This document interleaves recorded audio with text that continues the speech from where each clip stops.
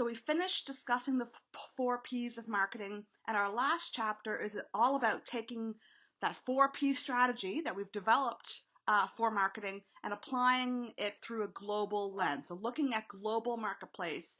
And really the 4Ps of marketing are the exact same around the world, regardless of where you're doing business. However, there are some important considerations that we want to think about as we're making our 4P decisions in a global context. So what is a global firm? Well, a global firm is a business that operates in more than one country. It's very common these days, especially with e-commerce and sort of the internet really has made the global marketplace much more accessible to really small local businesses. But basically, it's quite simple. A global firm is any business that operates in more than one country. The way in which they operate can differ quite wildly, from just shipping their products to consumers in foreign markets, or from actually setting up major business functions in a different country. There can be benefits in terms of research and development by having a global firm. There can be production benefits, especially economies of scale and reduced production costs. There can be benefits from a marketing perspective, and certainly some financial advantages that are not available to a purely domestic or local competitor. There are, however, some real challenges to going global and things that we have to think about. Especially if you're entering a market or a country that has a highly unstable government or unstable currency. That can be an incredibly risky endeavor for a business, so you want to understand that. There can be really important and relevant government policies and regulations. So it could be things like trade regulations or tariffs and that sort of thing. So you want to understand what the government's role is in doing business in those countries. And there can be high trade barriers and even corruption in terms of our standards of business ethics when you're doing business elsewhere in the world.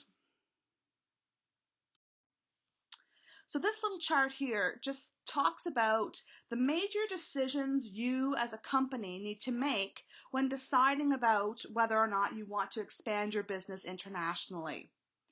First thing you want to do is look at the global marketing environment and understand what that environment is in the respective country or countries that you're looking at. We're going to go over these in more detail. You need to decide whether or not to go global, whether it makes sense for your business right now, and whether the opportunities or potential opportunities outweigh the potential risks. You need to decide which markets you're going to enter. Some markets are safer or easier for you to start doing business in than others, but some other markets offer really great upside potential. And so you need to figure out what markets do we want to enter. You want to decide how you're going to enter those markets, and that's an extremely important question. We're going to talk about that more in a few minutes. There's a variety of options that you have available to you in terms of how you enter an international market.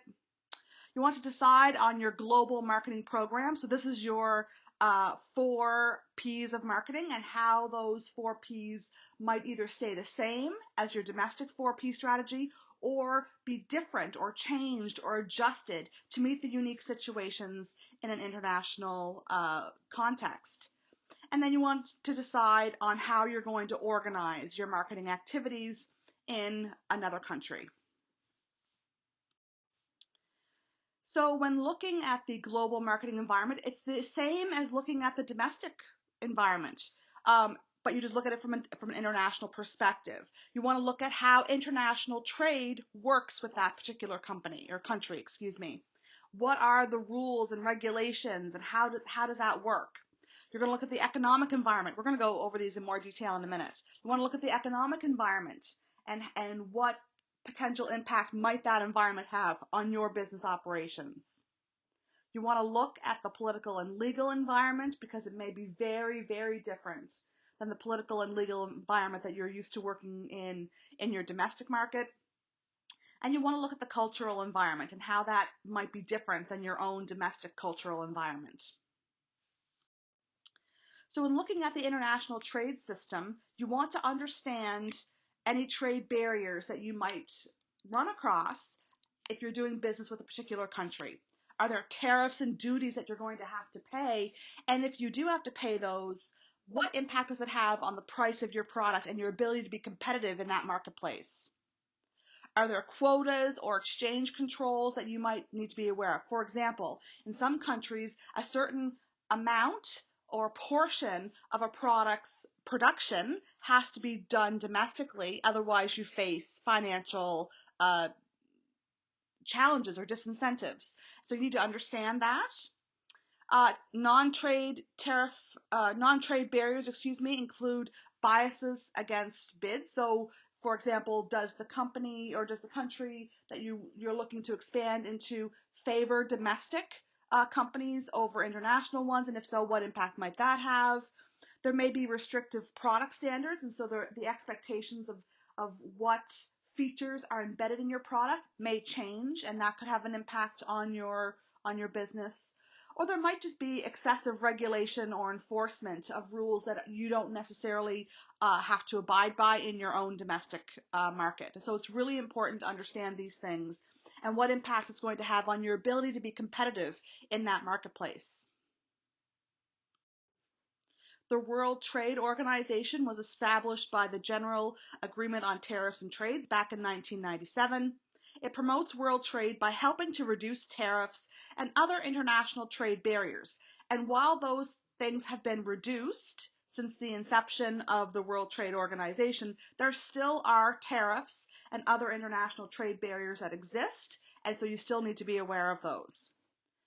This organization negotiates to reassess trade barriers and establish new rules for international trade.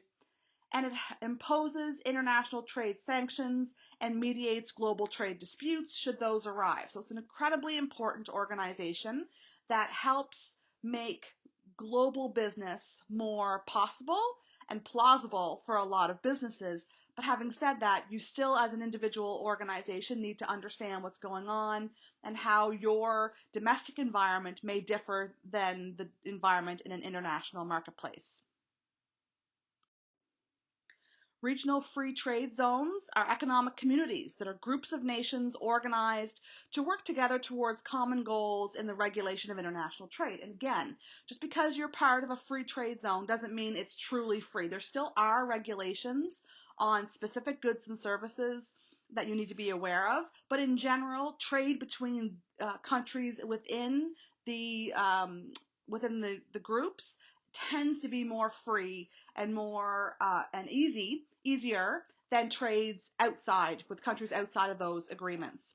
So you have the European Union, you have the North American Free Trade Agreement, which is NAFTA, you have the Canada, US, Mexico Agreement, the Central America Free Trade Agreement, and the Union of South American Nations. So the two that you probably are most familiar with is the European Union and the North American Free Trade Agreement, NAFTA. Those are well established, there's some real benefits to having these kinds of agreements, but they're not perfect and they don't completely eliminate challenges to trade between these countries. They just make it easier. It's important to look at the economic environment of the country that you're looking to expand into. So factors that influence a country's market attractiveness include their industrial infrastructure. What kind of economy do they have? Are they subsistent? Are they a vibrant, developed economy, or are they somewhere in between? Are they the kind of country that focuses on exporting raw materials, or are they highly industrialized, using a lot of technology? It's really important to understand the economic foundations of the country or countries that you're looking to expand into. You also want to look at income distribution. So looking at the industry base is important from a macro perspective, but you also want to look at the income distribution.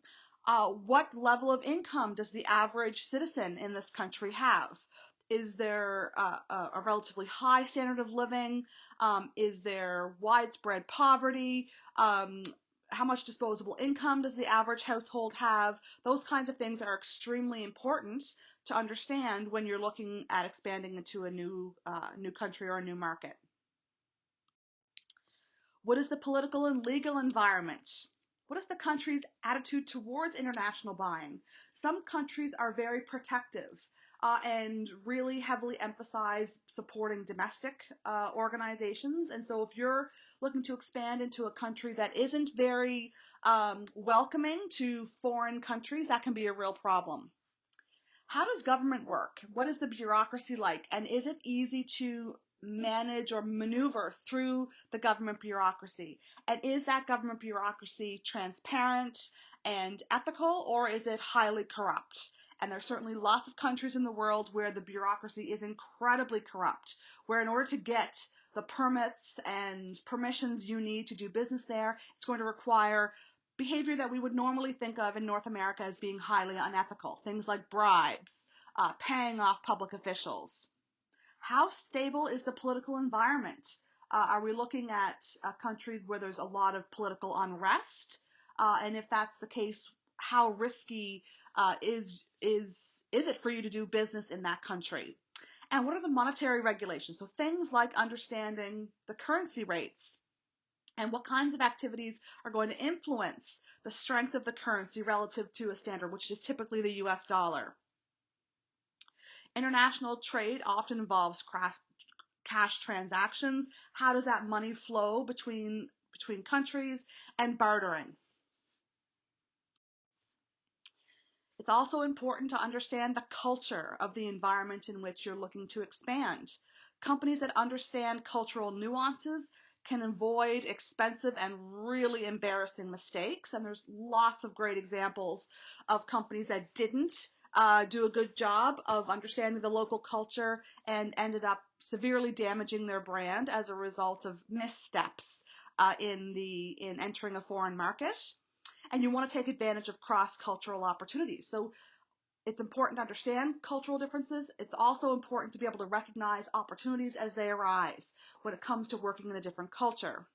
For example, the Chinese government shut down Marriott's Chinese website and app for more than a week when its website listed Tibet, Hong Kong, Macau, and Taiwan as countries, which of course is not acceptable to the Chinese government. And so understanding the cultural nuances of doing business in that environment is extremely important.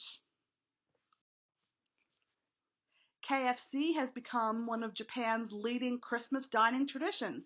Now, typically in Japan, it's not a nation that is based on Christianity, but they do celebrate some semblance of Christmas in that culture. And creative marketing on the part of KFC has made them a brand that is strongly associated with this Christian holiday.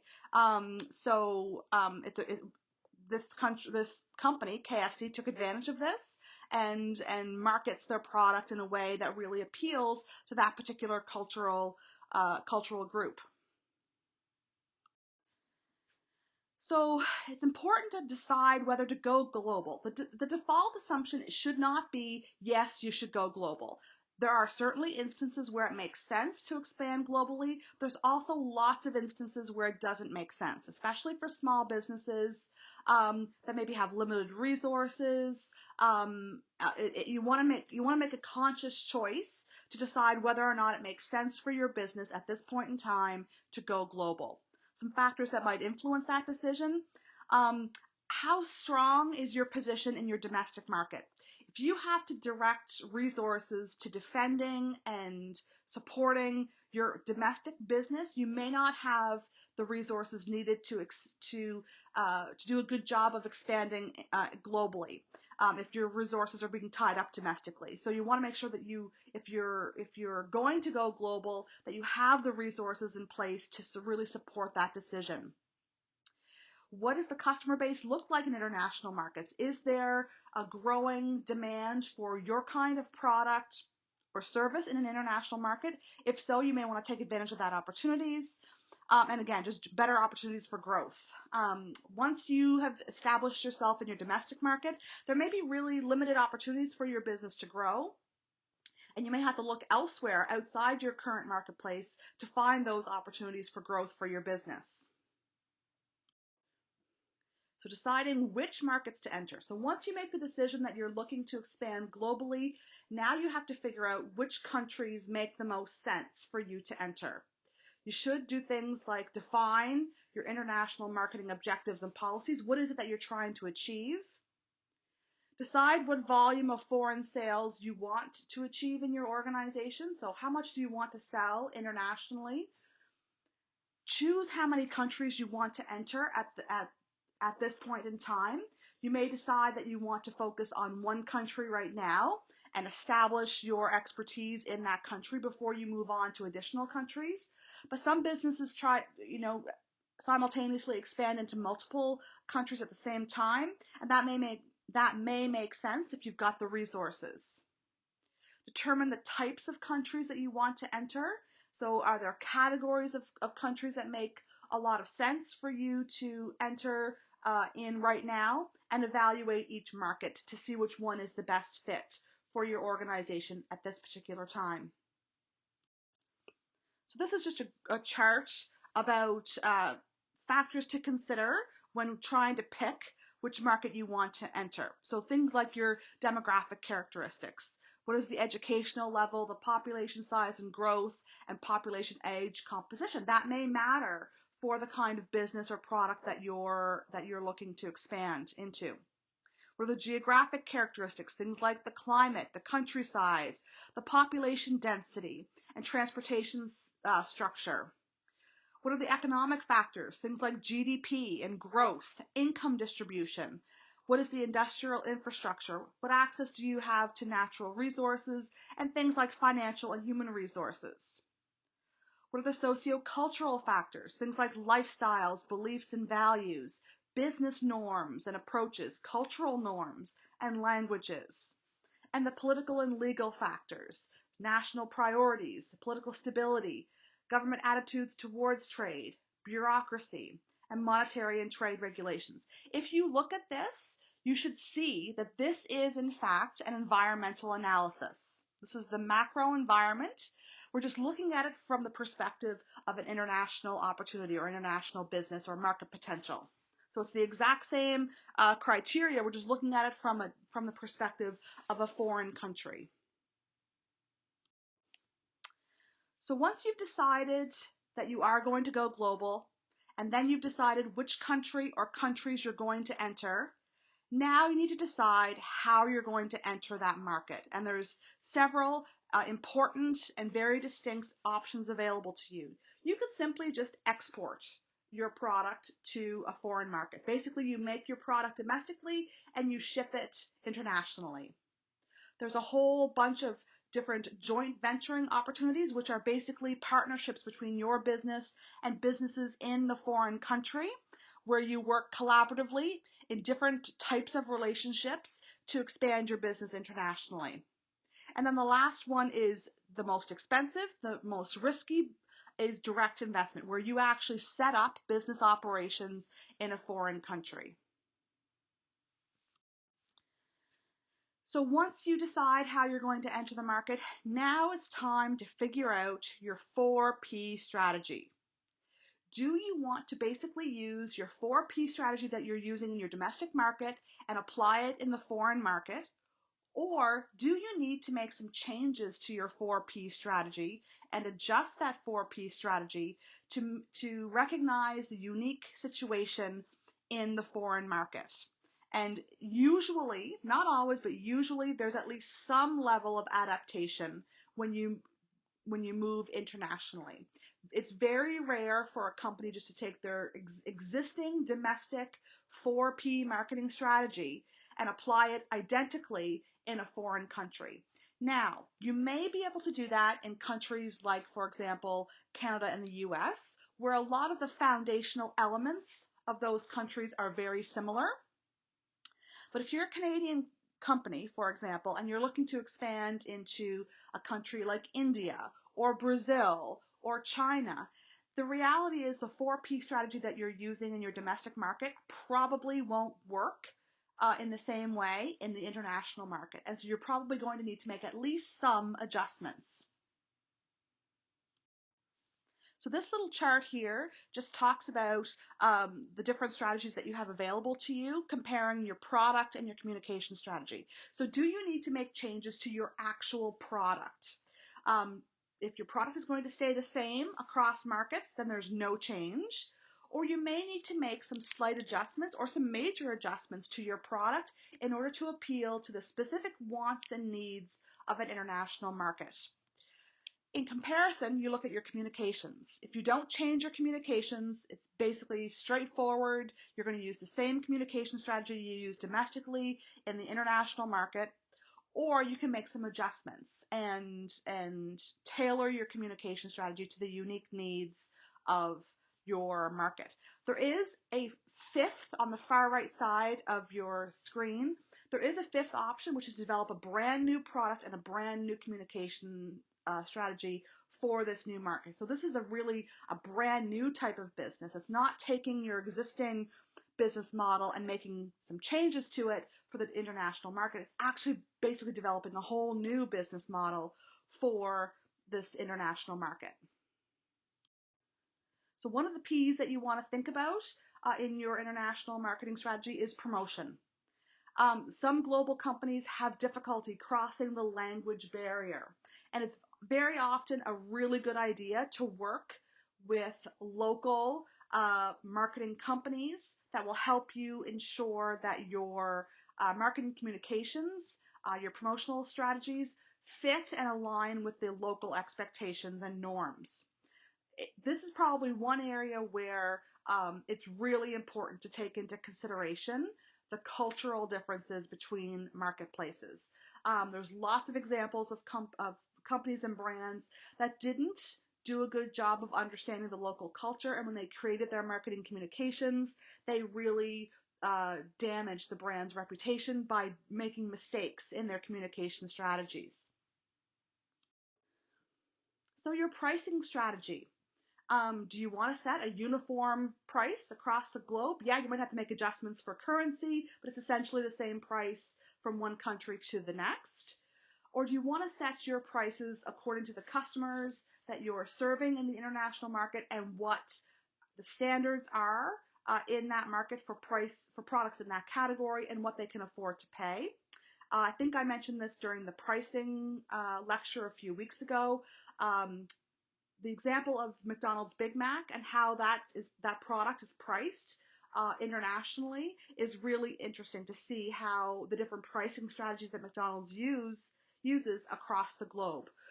So it's important to think about what is normative from a pricing strategy for your international market, and what can people pay, and what does it convey about value through your pricing strategies.